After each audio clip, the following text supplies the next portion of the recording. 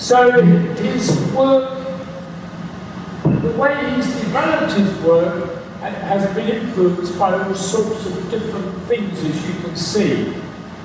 So he's teaching. He's an art teacher.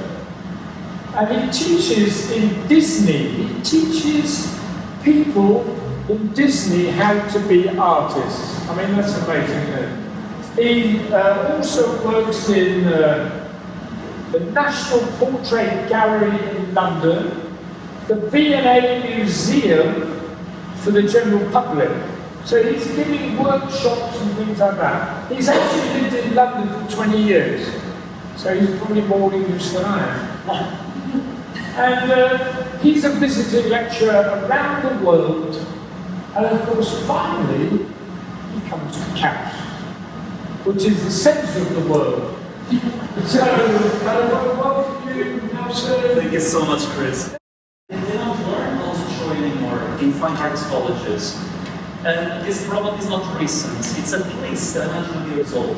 At least. So the disease started in the late 19th century. The disease.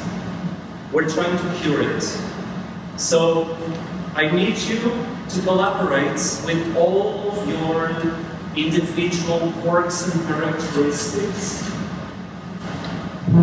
Classical technique manages to encompass any kind of personality that you might have.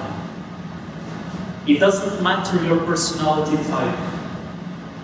You can excel because classical technique is so logical and it's so truthful and so factual that I dare to say that almost 100% of the population that has a genuine interest can learn it. Because it's knowledge-based, it's not opinion-based. It's not subjective knowledge, it's objective knowledge.